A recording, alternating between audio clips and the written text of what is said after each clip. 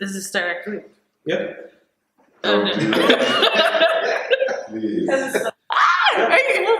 Okay. Oh, what did I say? All right. My name is Makaela Richardson. No, starting over. Can you edit that out? Cut. Okay. My name is Makaela Richardson, and I am founder and CEO of freethefresher.com.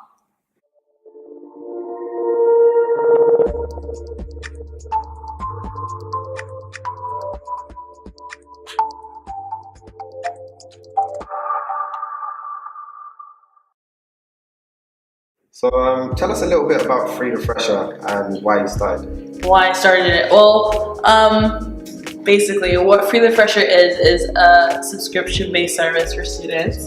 A subscription-based service for students where you sign up and you pay £50 and then you can do everything you need for university, like from accommodation to school essentials, and then like some really super cool discounts like the companies across the UK.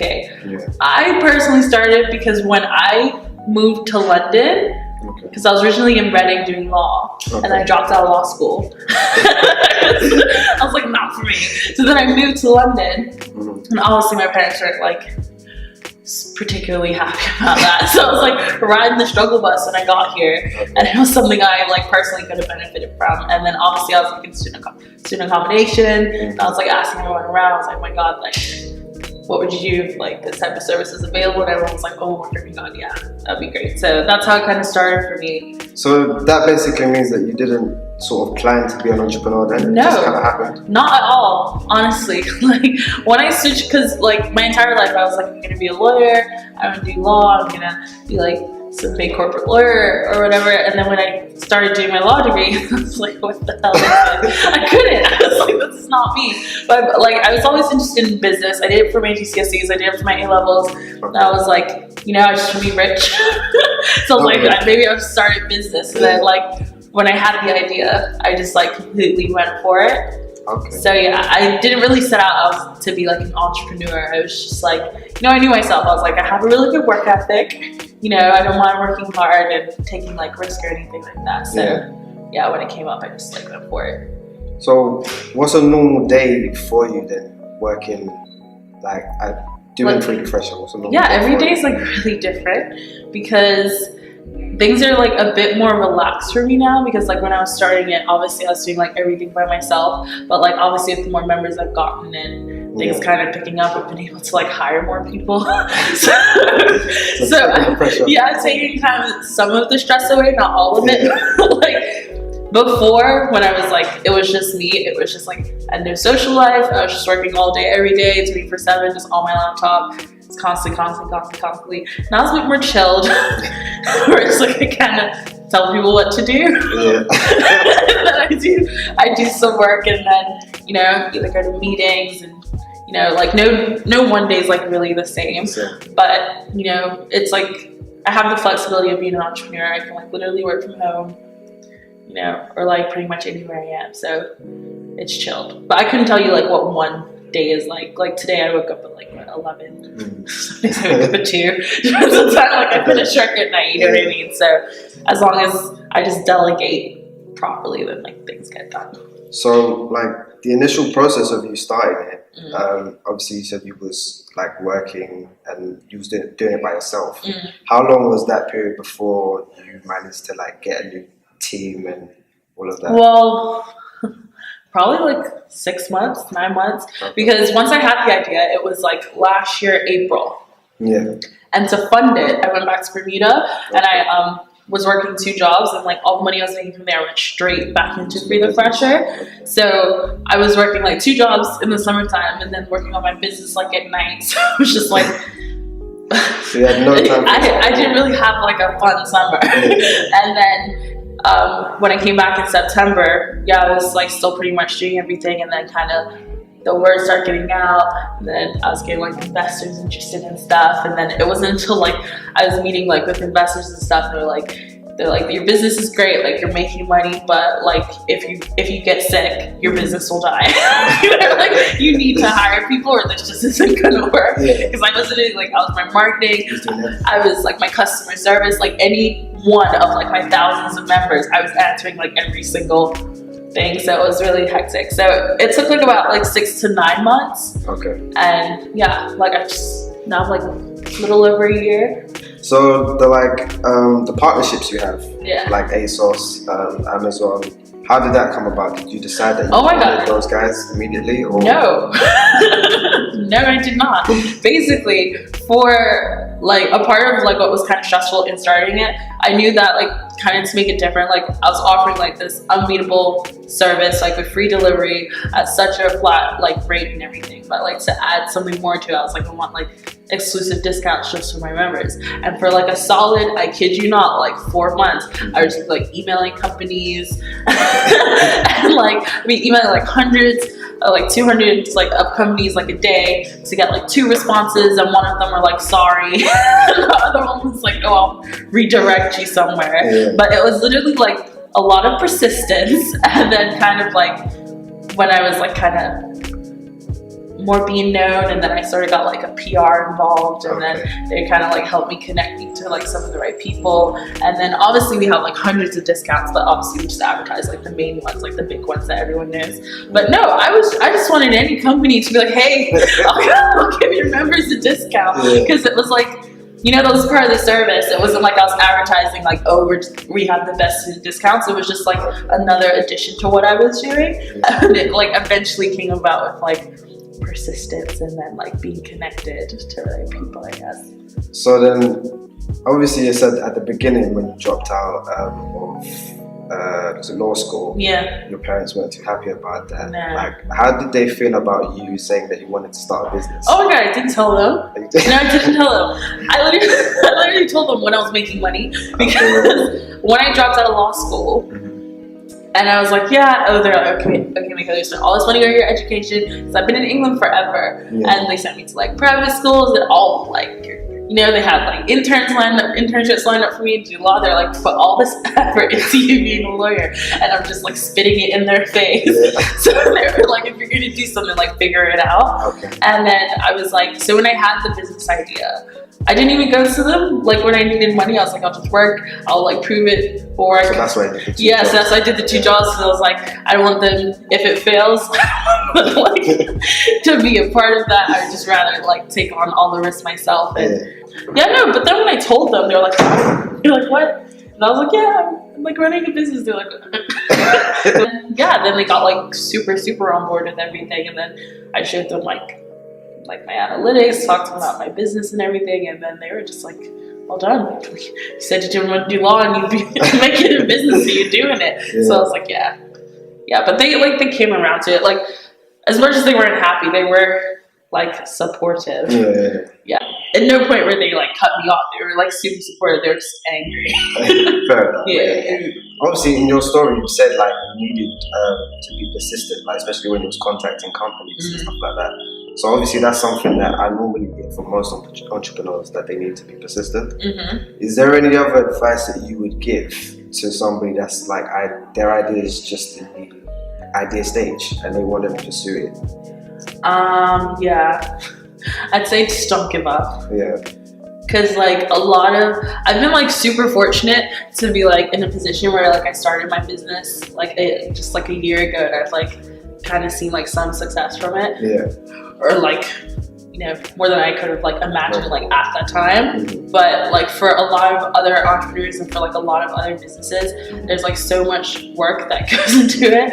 And like, it's been a year for me, but like the hours that I did put in I feel like I've been doing this like for such a long time. So obviously persistence, but obviously like have like a really good attitude, because like as much as you might think your idea is great, not everyone will, and then it's like just you constantly pushing to like get people to believe it, and that's like the hardest part, because it's like when people are saying like, what are you doing, and it's you just have to constantly tell yourself like, oh, he'll work out, even though everyone's like, no, it won't.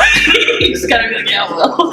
So definitely persistence, definitely have like a really positive attitude about everything, and then just take it in strides, because everyone's journey is different. Because like some people, you know, they take off right away, and some people it takes a bit longer, but like everyone has like their different struggles, because it's just hard. It's just hard like doing it. So then, aside from like advice, like what's your coping mechanisms for when stuff is maybe not going as well as you would like it to go? How do you deal with it?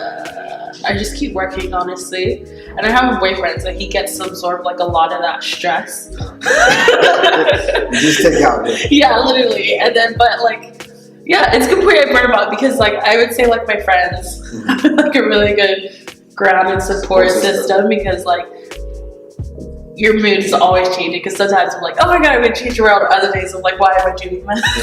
Just having like people around you who are like, you know, it's fine, it's cool. Yeah. And obviously, I'm not very good at this, but I would preach it anyways to kind of have some balance. Okay. You know, I kind of feel like I'd be way less stressed if like my business wasn't all that there was to my life right now. Do you know what I mean? If you do like other things or like what my parents would tell me like to exercise, like that, I'm sure that would help.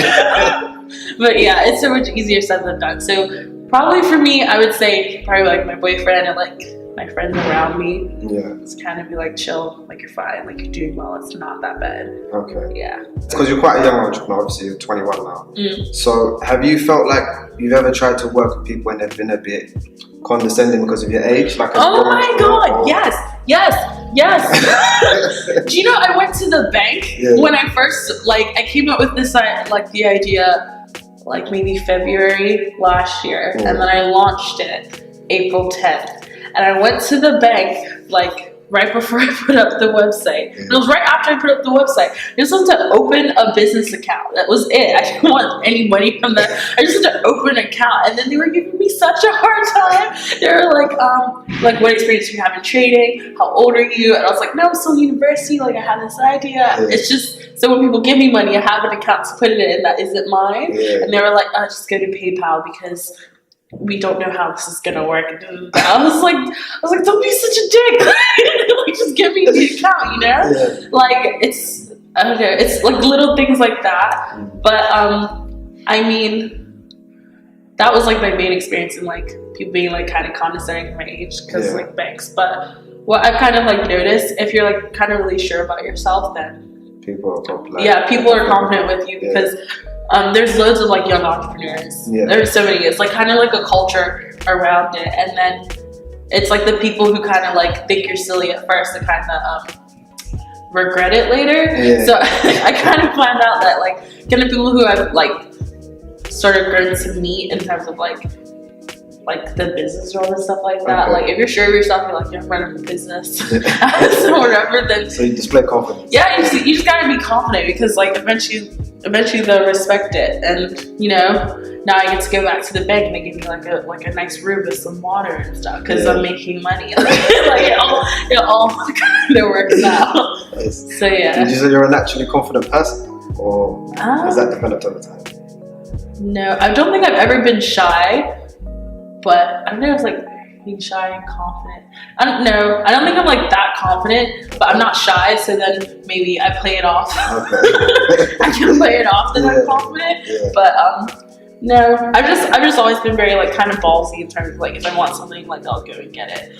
But confidence is something that's like I kind of did have to kind of teach myself in terms of business because, like I said, I was doing law. Like I didn't really know anything. I was like in my first year of business school, and they were like asking me like, literally, I go to meetings and I come back and like Google like everything that we were talking about. Literally, it's just it's just being willing to like learn, being very open, and being like really honest as well. Like like I'm new, I don't know this, but I'm willing to. So. Yeah, I don't think I'm that confident. So on the topic of confidence then, I've seen that your business is valued the projection is basically 2.5 million at the end of this year. Like, does that make you feel even more confident, or do you feel like pressure, or? A bit of both.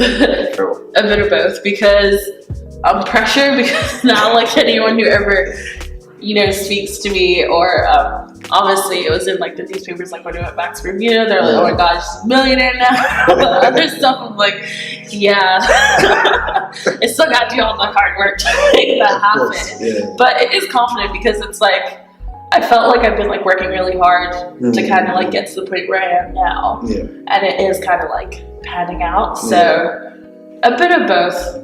More pressure though, for sure. But like I don't know. And like at the same time, it's just words. Like honestly, whether I make like 2 million, 5 million, 10 million, you know, I'll be working like just as hard. Do you know what I mean? Yeah. Because it's at the end of the day, it's all like down to what I do. Yeah, of course. But yeah, no, I would say definitely more pressure. So do you feel like your passion for the company that you've started has helped you get to this point? Yeah. Do you feel like you have to have Oh my gosh, passion yeah, for you it? have to, 100%. I can't like stress that enough, because at some point, I think with anyone who starts a business, anyone who's trying to do anything, you get to kind of like this massive roadblock where you're like, what the fuck am I doing? Yeah. and then it's like when you hit that point, and if you're not like super passionate about it, then you would stop. You would just, like a normal sane person would be like, let me just get a job. Let me just get some steady income. Why am I putting myself under the stress, you know? So definitely you need that passion to kind of like push past like all the bad times, because as much as like something great happens, something like really annoying happens on the side of it. So you have to be able to deal with it, because I cannot tell you like the emotions that this business has put me through. So what are your future goals for Free the Fresher? Are there any like milestones you want to hit? Yeah, well, my goal for by the end of this year, I want 100,000 members. I'm just over 50,000, so get in there. Yeah. Then obviously I'd quite like to go global, Europe, Canada, America, like branch out my business as far as possible. And then obviously with like a database, massive database of students, you can pretty much do anything, and then maybe go into like different areas of business. Yeah, I was gonna say maybe something in a different industry or something. Yeah, something like that. Like once you have like kind of the following, kind of the world's your oyster. Yeah. So cross that bridge when you get there. But it's really hard for me to think like super long term. Just so much just happens like today. Like thinking like we've got a lot to deal with right now. Yeah. So you've got to, I guess, focus on the near future. Yeah. Literally. So yeah, probably going global would be like the big thing within like over the next couple years. But every year I just have like a different goal for like memberships. Like last year I was like, I should need 2,000 members. Now I'm like, I want 100,000 a year later. So yeah, those are my main goals. Okay. And is there anyone that like inspires you, like in terms of business or just anything? Just oh my god, yes. I am determined, and when I say determined, I mean determined to be the next Oprah. You know what, I was gonna guess. Could you not tell? I was gonna guess that, but I thought, let me just see. No, yeah, Oprah. Oprah. Yeah, definitely. She inspires me. Like, I want to be on her spiritual level. I want to be on her business level. I just want to be on her, like, just not gives a fucks level as well, you know? Like, have you ever seen her? She's just like, I'm just above it. Like, negativity, I don't need you. Like, she's just, she's great.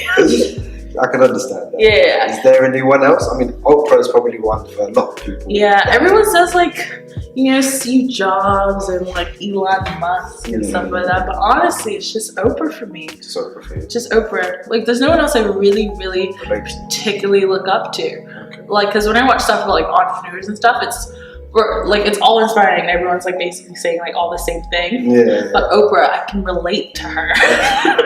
While you've been an entrepreneur probably for the last year or maybe a bit more than that, like have you met a lot of female entrepreneurs as well? No. Or is it like, do you find yourself normally when you're in that setting, is it like you just see a lot of males? How is it?